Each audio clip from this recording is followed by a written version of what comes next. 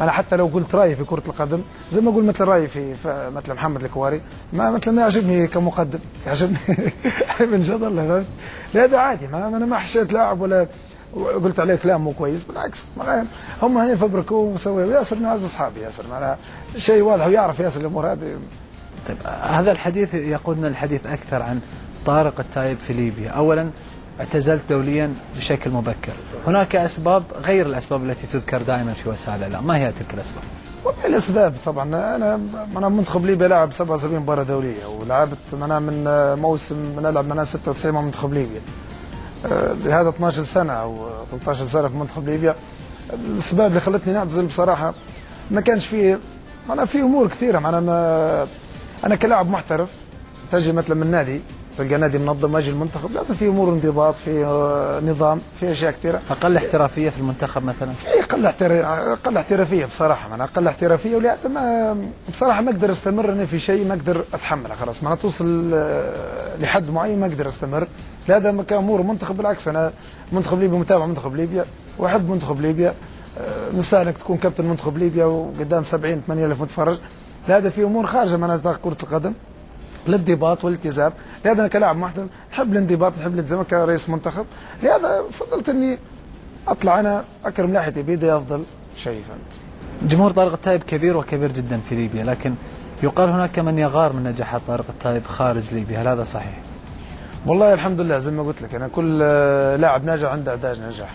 في ناس معناها في منتقدين لطارق التايب، لكن الحمد لله عندي نسبه كبيره من جمهور في ليبيا، وبالذات جمهور الاهلي طرابلس نقيم تحيه اللي دائما يكونوا متابعين طارق التايب وين ما يمشي. ودائما صورتي في ملعب طرابلس ونلعب الاهلي طرابلس دائما تكون صورتي في جمهور الاهلي طرابلس. لهذا مناسبه البرنامج هذا نلقي تحيه جمهور الاهلي طرابلس على متابعتهم دائما لطارق التايب. لهذا الحمد لله معناها هذا كله من فضل ربي، معناها الجمهور محبه الجمهور كله من فضل.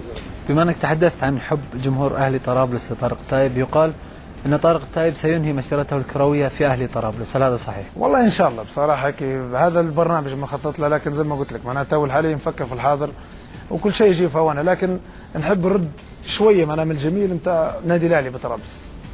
نرد لهم 10% اللي قدموا لي، فهمت؟ اقل شيء، معناها اقل تقدير ان نرجع لجمهور الاهلي.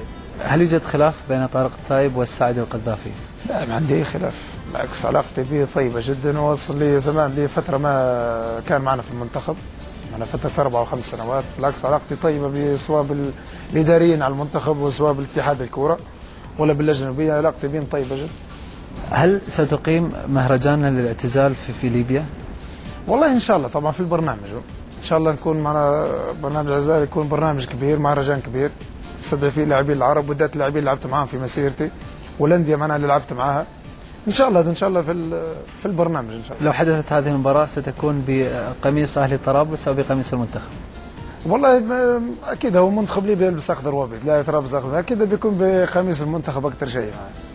في ليبيا يطلقون على طارق التايب كيجن. كيجن صح. لماذا؟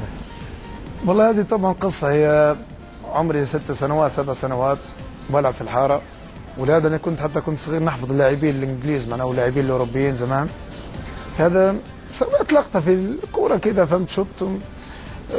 شط الكوره، لهذا كان في واحد في حارتنا قال زي كيجن مثل كيجن. من هذاك اليوم انا طلعت لتونس ليبيا ما يعرفونيش طارق التايب، وين بيت طارق كيجن يعرفوا بيت طارق كيجن.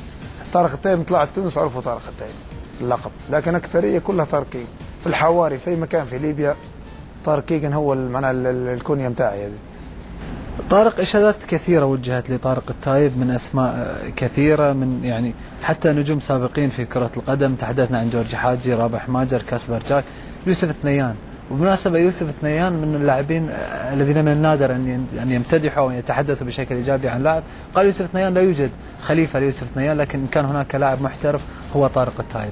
ماذا يعني لك هذا الكلام؟ والله طبعا ابو يعقوب طبعا من اللاعبين الكبار بصراحه اللي نحبهم انا في الدوري السعودي من زمان، نعتبر انه من احسن اللاعبين اللي جابتهم لاعب السعوديه، لاعب يمتع، لاعب بصراحه لاعب كبير. لهذا الاشاده نتاعي بصراحه تعطينا لما نعتز بالشهاده هذه، ومن لاعب كبير، وان شاء الله نواصل هذا المستوى ان شاء الله. معروف انك اثناء الطفوله كنت تتابع كل شيء، تقرا الصحف الرياضيه، المجلات الرياضيه، تتابع حتى الانديه العالميه. اليوم من يشجع طارق التايب عالميا؟ أنا عندي اثنين نشجع فيهم طبعا، اليوفي وعندك الريال مدريد. هذا معناه الفرق اللي في القلب نحبهم.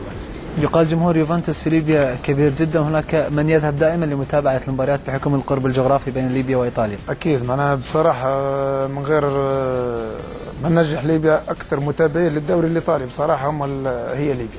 أكثر بلاد في الوطن العربي هي ليبيا تتبع في الدوري الإيطالي، يعرفوا لك كل شيء كبير. مش الدوري الإيطالي حاليا مثلا في مات الجزيرة مثلا، ولا من زمان معنا في الدوري الإيطالي متى كانت ما في ساتلايت ولا في الأشياء هذه، متابعين ويعرفوا الدوري الإيطالي ويروحون هناك ويتفرجون على المباريات معنا الدوري الإيطالي.